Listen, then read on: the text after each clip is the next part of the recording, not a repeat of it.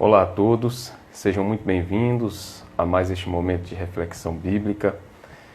E você, junto comigo, caminhará para compreender um pouco mais, um pouco melhor a palavra do Senhor e juntos meditarmos nessa mensagem e assim como aqueles que estavam ali ouvindo o Sermão do Monte, que a gente também consiga aprender, consiga refletir sobre essa mensagem e também ter no coração aquela disposição do cristão autêntico, a disposição de fazer com que a mensagem não seja apenas algo conhecido na nossa mente, mas que seja também praticado. E esse é o grande desafio da fé cristã, o desafio da gente conseguir observar o que a palavra de Deus fala, entender, pegar aquele conceito e olhar para a vida da gente como, de fato, o laboratório, né?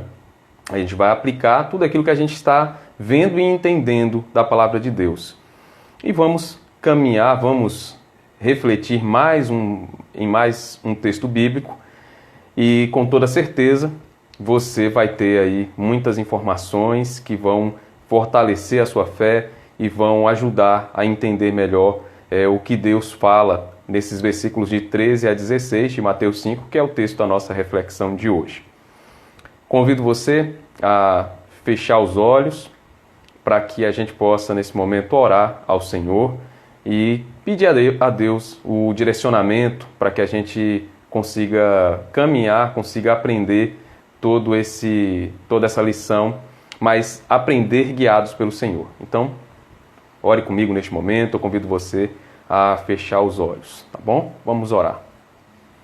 Senhor Deus, nós agradecemos ao Senhor por mais este momento que o Senhor concede a nós, momento de reflexão bíblica, momento de estudo da Tua Palavra.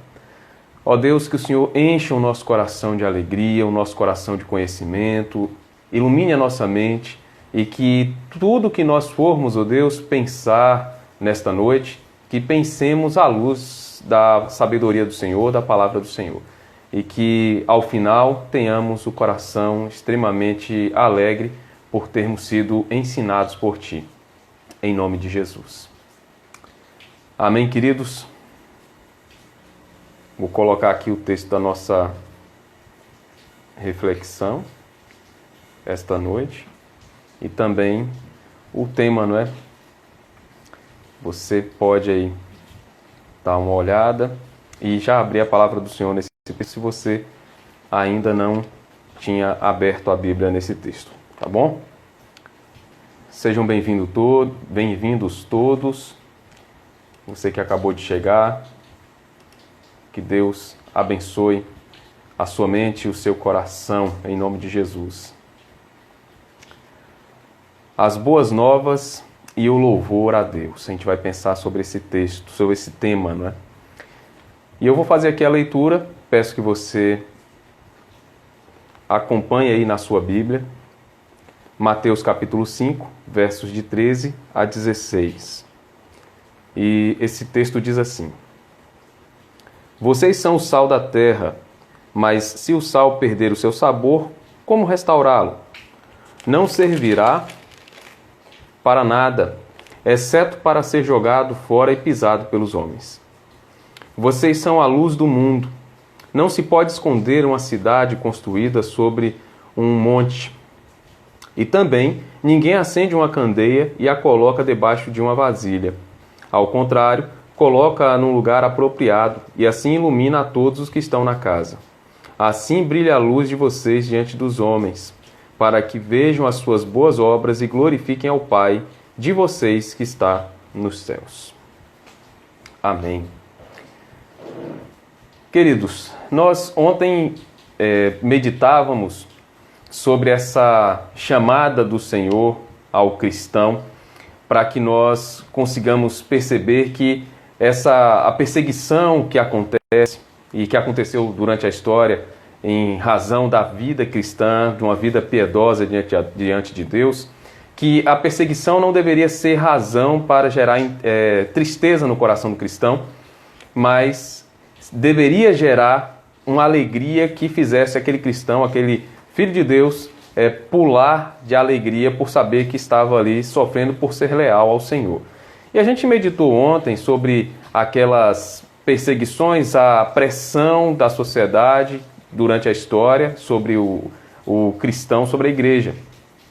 E nesses versículos de 13 a 16, o que a gente percebe é essa mensagem de Jesus já falando sobre um outro parâmetro agora para ser analisado, que é a influência do cristão, a influência da igreja sobre a sociedade. Porque, querendo ou não, nos versículos anteriores, a gente percebe que, apesar da igreja estar vivendo a palavra, vivendo a mensagem, e ela ser perseguida e ter sido perseguida duramente durante a história, mas ali era uma ação mais voltada para a conscientização de que a perseguição era resultante, se fosse por causa da justiça, que ela era uma perseguição resultante da lealdade do cristão a Deus. E aí a gente já muda o cenário para agora não mais uma visão de alguém que estava sendo perseguido, mas é como se agora quem perseguisse, por assim dizer, fosse a igreja, perseguisse no sentido positivo da palavra, né? Porque agora a igreja é quem influencia, a igreja é quem dita as normas. Essa é a ideia desses versículos de 13 a 16. E quando a gente percebe essa mensagem de Jesus, a gente vai observar que ele usa elementos do seu cotidiano, do seu dia a dia, do dia a dia dos seus ouvintes, para fazer com que eles conseguissem entender melhor, captar melhor essa ideia, esse conteúdo. E nós vamos pensar nesses elementos agora. E eu peço que você acompanhe, pense, fique aí com a Bíblia aberta, o coração também aberto para aprender. E perceberemos que cada um desses elementos comunicam lições aí maravilhosas, aspectos a serem entendidos e associados à vida cristã, porque realmente eles são profundos.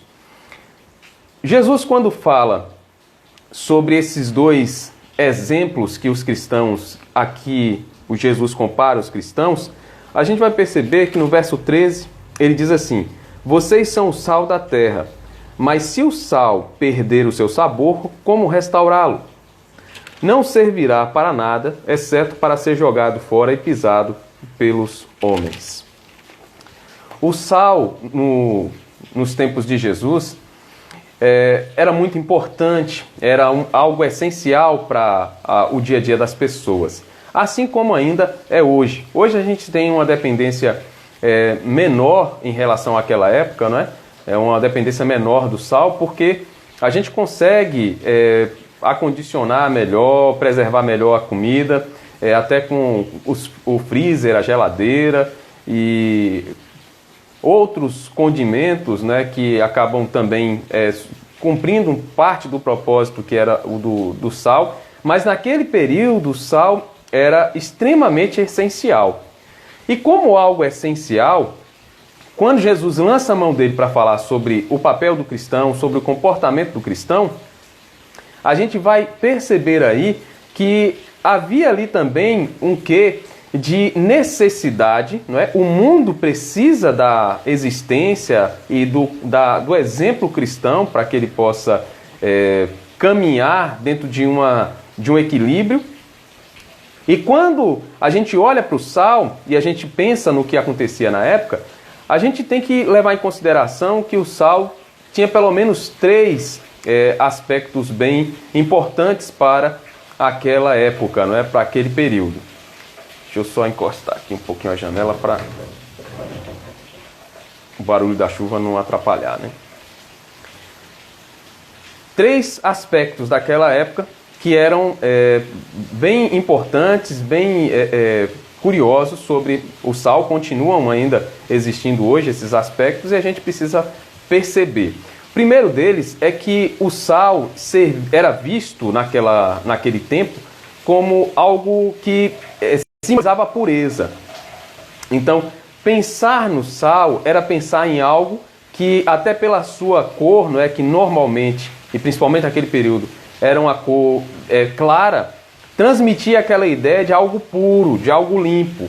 Então, era uma ideia que já existia naquele período, as pessoas olhavam para o sal e tinham essa ideia em mente de que o sal transmitia essa imagem de pureza. É tanto que havia alguns ditos populares, né, principalmente entre os romanos, de que não existia nada mais puro do que o sol e o sal, né? Porque o sal, ele já era algo que passava esse tipo de ideia, até porque ele também servia para preservar os alimentos, que aí já era um outro aspecto do sal, que era o de preservação. Então, naquela parte sobre pureza, quando Jesus fala que somos o sal da terra e fala isso para os seus ouvintes ali, eles compreenderam, conseguiram captar essa ideia de que, como sal, nós também deveríamos transmitir essa ideia de pureza. E aqui é um ponto que é importante perceber. Porque assim como na cultura, tanto romana quanto judaica, e naquelas culturas antigas, o sal transmitia essa ideia, esse símbolo de pureza, assim também deveria ser a vida do cristão. E aqui a gente consegue observar que para o cristão nunca foi dado ter uma vida que passasse sem ser percebida. O cristão sempre foi desafiado a ter uma vida que causasse algum impacto, influenciasse de alguma maneira o seu meio, o seu contexto de vida. E a gente já percebeu isso, inclusive, quando analisávamos as bem-aventuranças. Então, quando a gente avalia essa chamada de Jesus, essa avaliação de Jesus sobre o que o cristão deve ser na sociedade, nós precisamos perceber que há essa ordem de nós sermos aqueles também a transmitir esse padrão de pureza e que causa impacto na sociedade. Em nosso tempo, assim como já aconteceu em diversos outros, o cristão acaba sendo desafiado a todo instante a ter um comportamento que é aquele comportamento que vai demonstrar que realmente ele tem caminhado à luz da palavra e que ele tem transmitido essa ideia de pureza no seu comportamento. Então, um cristão que se comporta dentro daqueles padrões bíblicos e que comunicam a ideia de que ele é alguém que, à luz da palavra, tem se comportado de maneira pura. E isso é muito importante para a nossa vida e a vida da igreja. Então, avalie e perceba que, pensando sobre sermos sal, esse pensar em ser sal não pode passar sem ter também a avaliação de que o sal comunica essa ideia de pureza. A outra é a ideia de preservar, de fazer com que haja um impedimento para que aquela carne, aquele alimento, ele não se deteriore, que ele seja conservado. Essa propriedade do sal é usada até hoje, não é? E a gente sabe que um dos alimentos mais desejados e que principalmente nós nordestinos gostamos muito, é a carne de sol.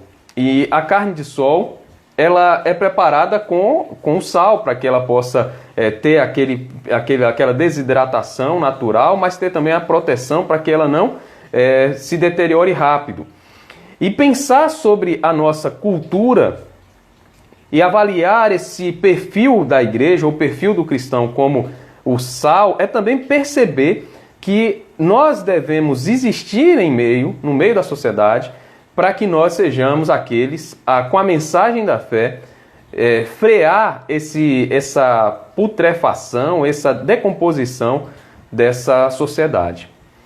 É por isso que quando a gente pensa sobre a relevância da igreja, a relevância do comportamento do cristão na sociedade, a gente precisa entender que há uma obrigação muito, muito grande do cristão em como ele lida com essa vida na sociedade, porque Eu não posso influenciar, eu não posso impedir a piora do cenário se eu não me envolver. Se você pensar nesse quadro aí da carne mesmo, a carne de sol, você não vai conseguir fazer uma boa carne de sol se você não esfregar o sal nela, você não fizer com que o sal consiga entrar, né, penetrar naquele alimento.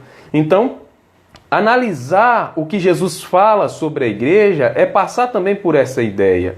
É perceber que, como o sal também tem essa função de preservar, a igreja, o cristão, em seu comportamento, na sua vida, vivendo no cotidiano aqueles ensinos aprendidos do Senhor e da justiça de Deus, que ele faça com que esse local, esse ambiente onde ele vive, que seja influenciado positivamente pela palavra, e que haja ali um freio nessa decomposição natural das coisas.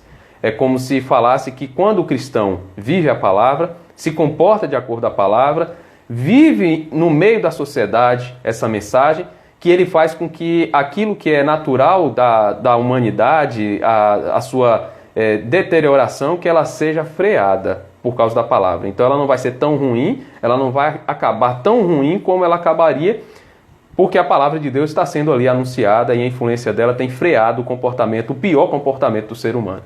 E se você for perceber, por exemplo, no convívio que a gente tem com as outras pessoas, normalmente, se a gente tem ali um grupo de pessoas que ali só está, né, em meio àquele grupo, pessoas que têm um pensamento contrário à fé, que vivem longe da fé e que estão falando com uma conversa bem pesada, bem ruim, quando chega um cristão que é respeitado por eles, essa conversa muda. A conversa muda, porque aqui chega alguém que eles respeitam, veem que a mensagem, a vida que levam é coerente e não querem falar algo ruim, até porque a presença constrange, né? É como o sal que chegou e acabou impedindo que aquela situação ficasse cada vez pior. E assim é na vida. Então, quando Jesus fala para a sua audiência, fala para aqueles que estavam ouvindo aquela mensagem, que o cristão é como um sal, eles também pensaram, analisaram que era necessário perceber essa influência positiva da igreja. E você vai ver uma análise também ligada a isso, que é até do comportamento do pacificador, não é? A gente viu isso em outra reflexão, quando o pacificador é visto não apenas como alguém que ama a paz, mas aquele que ativamente trabalha pela paz. Ele produz, de certo modo, a paz porque ele age para tranquilizar, para harmonizar a situação a fim de que a paz seja instaurada. Então é assim também o comportamento daquele que é sal na terra. E um outro aspecto, um último aspecto aqui, que é importante a gente ressaltar, é o aspecto que também era naquela cultura, naquele tempo, e também ainda existe, né? Está ligado, né, ao sal, é o de fazer com que a comida ela tenha um gosto melhor. Tem muitos alimentos que se você fizer eles sem que haja o sal, ainda que seja muito pouco, mas se não houver sal, essa comida vai ficar muito, muito ruim, muito insossa, né? E normalmente não traz aquela alegria toda ao paladar. O sal, na medida certa, ele traz alegria ao paladar. Então, se você pega uma comida que ela não está bem temperada, parece que a fome passa. Eu não sei se você já passou por isso, ou se você também vê as coisas dessa forma. Eu, pelo menos, se eu for pegar uma comida, eu não quero ela muito salgada, mas se ela não tiver sal algum, a minha fome é como se tivesse matado metade da fome, né? Mas se a comida estiver bem temperada, parece que vem aquela alegria, né, no coração, na mente, e a gente se sente até mais animado para comer. E esse aspecto do sal, esse efeito dele, que é o de temperar o alimento, também era algo que estava ligado àquela mensagem, porque quando a gente pensa no cristão como sal da terra, a gente não pensa num cristão que vive de forma triste, melancólica, porque o sal por si só, ele gera alegria na medida em que ele tempera a comida onde ele é colocado. Então, aqui há uma associação, inclusive, do sal com a alegria. Vários comentaristas bíblicos discutindo esse aspecto dizem que quando Jesus fala sobre o cristão como sal da terra, ele também tem em mente esse resultado da presença do cristão e da presença da palavra de Deus no cristão, que é a alegria. Então, pensar sobre ser sal em meio a essa sociedade é perceber que há um chamado do Senhor para que a gente viva um comportamento, a gente tenha um comportamento que cause diferença, que cause mudança onde a gente está. E para muita gente, ser cristão é não se envolver, não é? Tem muita gente que pensa isso. Eu não quero me envolver com ninguém, eu não quero conviver com outras pessoas. Tem gente que pensa, por exemplo, trabalha numa empresa e a empresa faz uma reunião ou mesmo uma festa, né? E chama todos os colaboradores, todos os empregados para participar daquela festa. E só que aqueles que são cristãos, alguns, né, dizem, não, eu não vou porque aquele local não me cabe. A palavra de Deus diz que nós somos sal e luz. E a gente já viu aqui a questão do sal. Se eu não estiver, eu não estou dizendo aqui que você tem que ir em todas essas atividades. Estou dizendo que você precisa ver que a sua presença é importante num ambiente onde as pessoas precisam ver a diferença. E há um limite, não é? Claro que nessas reuniões, por exemplo, de empresa, festas, tem um limite. Você pode ir, ficar até certo ponto, até certo momento, e depois ir embora. Toda festa, todo ambiente assim, também chega num ponto em que as pessoas começam a sair bastante, né, do padrão. Mas aqui é aquela ideia de que se nós não convivermos com as pessoas, se não estivermos com as pessoas nessa sociedade, nós seremos como um sal no saleiro que não faz diferença alguma. Se você tiver com seu prato ali na mesa, né? E a comida ainda não está temperada com sal, e você olhar para o saleiro e ver o sal, e olhar para a comida e não colocar o sal nela, não vai fazer diferença. O sal está ali do seu lado, mas ele está no saleiro e você continua comendo de forma insípida. Então, o sal precisa ser misturado ao alimento. E assim é a igreja, é o cristão. Se eu não viver na sociedade, se eu não me relacionar com as pessoas, eu não vou causar diferença, impacto algum positivo na vida delas. E um outro ponto aqui que Jesus fala é sobre a luz. Ele usa a luz como exemplo também, né? Vamos ver aqui no versículo 14 até o 16. Vocês são a luz do mundo. Não se pode esconder numa cidade construída sobre um monte. E também ninguém acende uma candeia e a coloca debaixo de uma vasilha. Ao contrário, coloca no lugar apropriado, e assim ilumina a todos os que estão na casa. Assim brilha a luz de vocês diante dos homens, para que vejam as suas boas obras e glorifiquem ao Pai de vocês que está nos céus. O outro exemplo que Jesus usa para falar sobre a influência da igreja, do cristão, a influência que deve existir na sociedade, é a influência da luz. O que a luz causa de impacto na vida das pessoas. No primeiro século, ali no período em que Jesus estava anunciando essa mensagem, as casas não tinham uma iluminação muito boa. Normalmente, as casas das pessoas para quem Jesus falava, que eram pessoas mais pobres ali, né? Pelo menos o grande público era formado por pessoas mais pobres, mais vulneráveis. Aquelas casas normalmente tinham um cômodo apenas, e muitos dos comentaristas bíblicos dizem que a única abertura que havia para a entrada de luz natural na casa era uma entradazinha de coisa de 30 a 40 centímetros na construção, para que houvesse essa entrada de luz natural. Então a luz que eles produziam ali, né, com um candeeiro, alguma coisa assim, era muito importante. E o que era usado na época como luminária era um recipiente de barro, onde era colocado um pouco de óleo, alguma coisa para funcionar ali como pavio e uma entradazinha para o ar, para que pudesse queimar, né, por mais tempo. Não era fácil manter o fogo aceso também, não tinham fósforos, então tinham que fazer tudo o que era possível para manter aquela luz ainda funcionando, colocando apenas ali o óleo, né, para mantê-la acesa. E é tanto que quando saíam de casa, o costume não era o de apagar aquele pavio. Normalmente o que se fazia era pegar aquela luminária, né, aquele candeeiro, e colocar sobre ele uma outra vasilha de barro também, para impedir que houvesse qualquer tipo de incêndio, mas também permitindo que continuasse aceso, ainda que protegido, para que quando voltassem tivessem a luz já pronta, acesa, né? E havia também a preocupação de colocar essa iluminação no ponto mais alto. Então, normalmente havia um suporte, né? Fosse um suporte já na parede, uma pedra, ou mesmo uma viga de madeira, ou um postezinho de madeira talhado de forma rústica, exclusivamente para colocar a lâmpada em cima. De todo modo, havia necessidade de que essa lâmpada pudesse iluminar todo o ambiente, que normalmente naquelas casas era um cômodo só, né? Para aquelas pessoas mais pobres.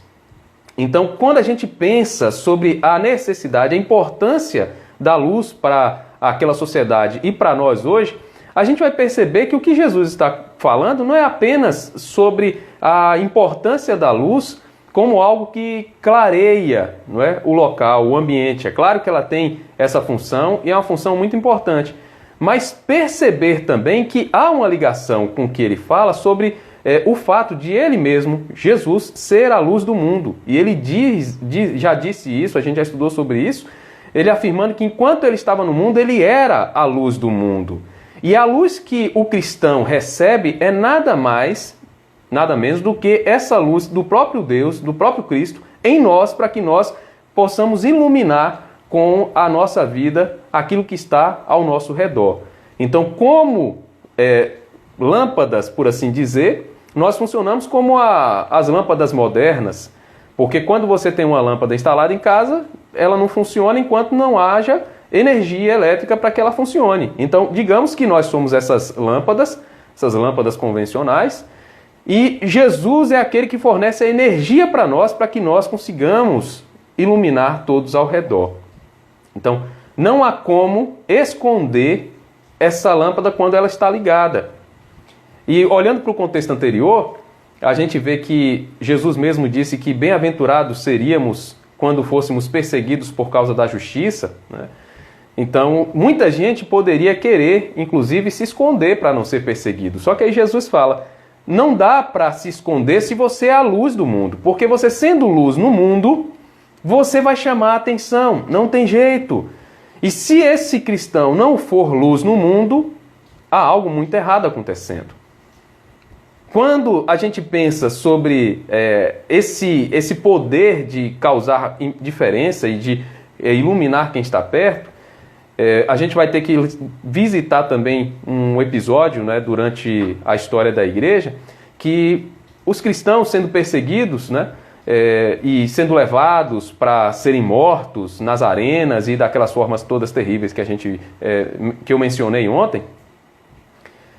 E tinha cristãos que estavam ali, não tinham sido pegos ainda, mas para que fossem tidos como mártires, acabavam se entregando, né, de livre e espontânea vontade. Mas na hora que chegava o momento da tortura, do interrogamento, a tortura, eles acabavam voltando atrás, porque percebiam que era muito difícil encarar aquela perseguição e acabavam negando a Jesus.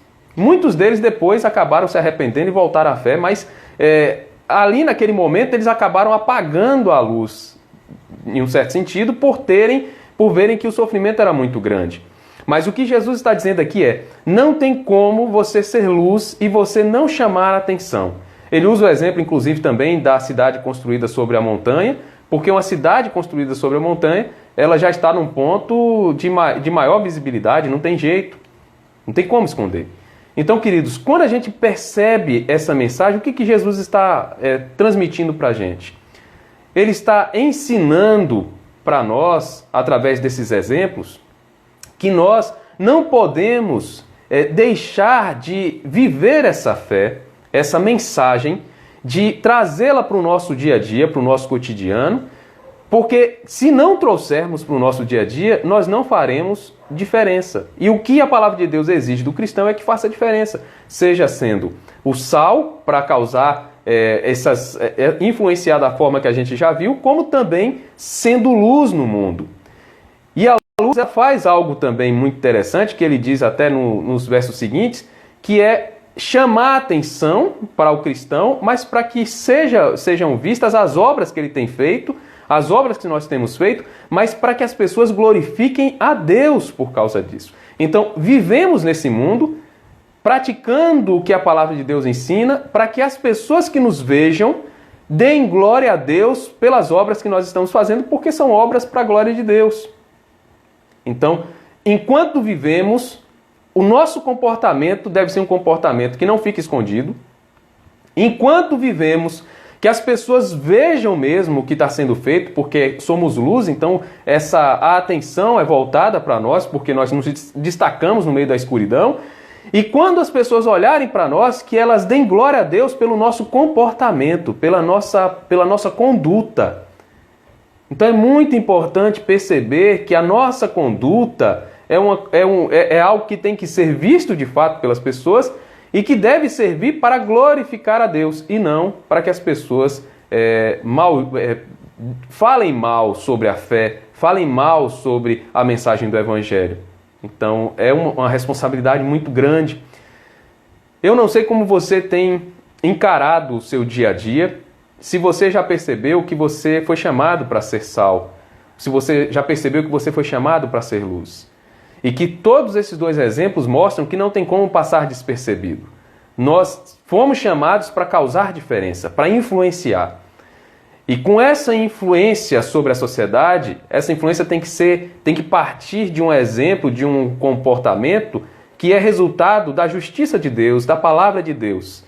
E enquanto vivermos, nós devemos sim ser influenciadores dessa sociedade, para que ela não seja tão ruim como ela é naturalmente, normalmente, e que quando olharem para nós, porque somos luz, que vejam as obras que temos feito, que são obras da palavra de Deus ensinadas pelo Senhor, e que glorifiquem a Deus. Então somos instrumentos de Deus para comunicar transformação ao mundo, e sem a nossa vida, o Senhor diz que, de fato, as pessoas não verão a palavra, não ouvirão e não serão transformadas.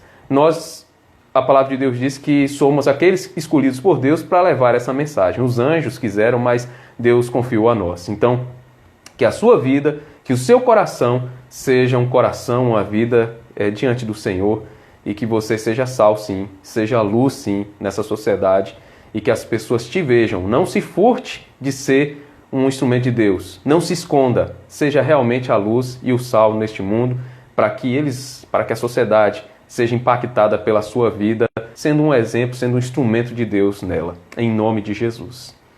Amém, queridos? Louvado seja Deus, que Deus abençoe o seu coração, aplique a palavra dele ao seu coração. A gente já está no fim da reflexão nossa de hoje e eu peço a Deus que Deus aplique no seu coração aquilo que nós pensamos hoje e que faça diferença na sua vida, faça diferença no seu comportamento como cristão. E vamos orar neste momento, pedindo a Deus que faça assim conosco, que sejamos sempre esses instrumentos nas mãos de Deus, que nós não nos escondamos no nosso dia a dia cristão, que sejamos mesmo aqueles a influenciar a sociedade. E coloque diante de Deus os seus pedidos. Nós vamos orar agora. Hoje no grupo da igreja a gente recebeu vários pedidos de oração em favor de pessoas que estão com um diagnóstico positivo do Covid-19 e também quem está ainda esperando o resultado, né, do exame. Então pessoas muito próximas a pessoas conhecidas da gente, a amigos nossos. E isso faz com que a gente perceba que essa pandemia ela tenha causado muitos estragos, e até agora, pelo menos no nosso convívio mais estreito, isso não tinha acontecido ainda, mas tem começado a chegar muito perto da gente. E não é brincadeira, e tem causado muitos problemas. Então vamos orar em favor desses irmãos que estão sofrendo por terem o diagnóstico positivo dessa doença, e também aqueles que ainda estão esperando o resultado do teste, e que Deus abençoe a todos eles, a todos nós, não é? Então convido você a fechar os olhos agora e a orar comigo em favor dessas pessoas. Vamos orar? Senhor Deus, nós te agradecemos por mais um momento na Tua presença, mais um momento de reflexão bíblica. Ó Deus, que o Senhor abençoe o coração da gente, a mente da gente, que percebamos que não podemos nos esconder. Um sal no saleiro não causa impacto algum, diferença alguma. A luz, se ela estiver apagada, não vai fazer diferença. E o Senhor chamou cada um de nós para que sejamos influenciadores da sociedade. Então, que nós sejamos sal, sim, que sejamos luz, sim, para causar essa diferença, esse impacto. Deus, e que o Senhor também abençoe, ó Deus, a vida dos nossos irmãos que estão com essa doença, a Covid-19, que tem causado tantos estragos. Pai, que o Senhor visite cada um deles. Aqui eu cito a vida da Séfora, que é irmã da nossa irmã Andréia, e que está esperando o resultado do exame. Que o Senhor abençoe a vida dela, restaure a saúde dela em nome de Jesus. Abençoe também, ó Deus, a vida do pastor John William, a vida da sua esposa, do seu filho, do seu cunhado. Eles que, segundo a gente tem informações que a gente teve hoje à tarde, estão também com essa doença. E que o Senhor abençoe e recupere a saúde dos teus servos, ó Deus, em nome de Jesus.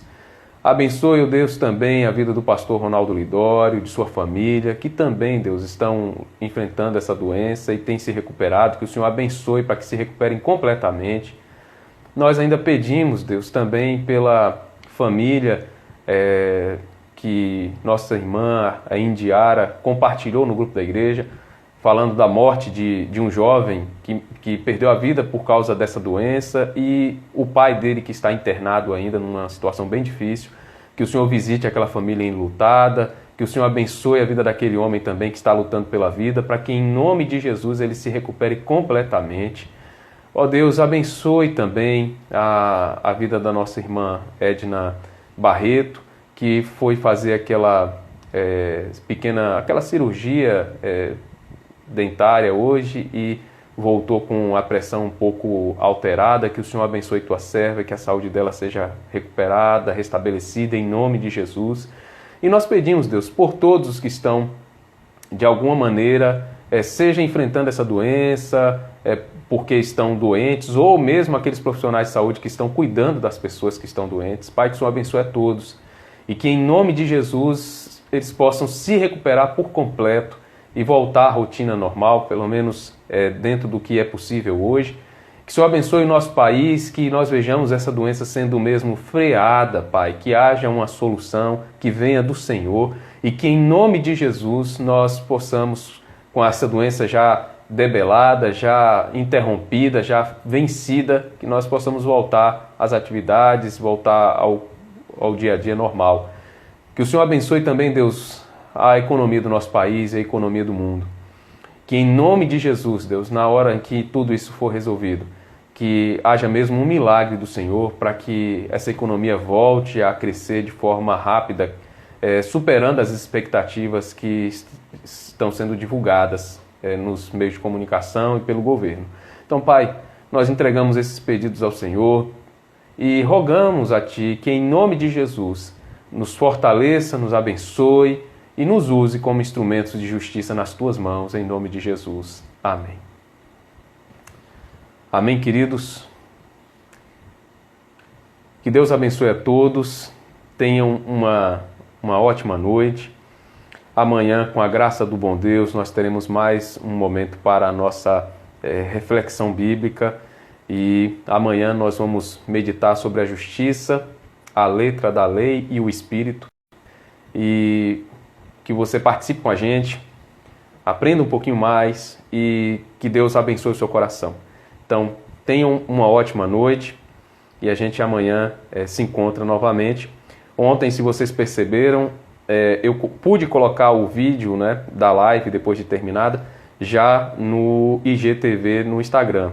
Foi de novo aberta a possibilidade pelo Instagram para postar diretamente, né, depois da live.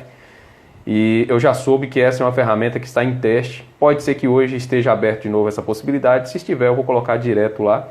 Se não estiver aberta essa possibilidade, aí eu faço da forma como já estava sendo feito, que é postar no canal da igreja. E o canal da igreja continua, e eu vou atualizar ele hoje.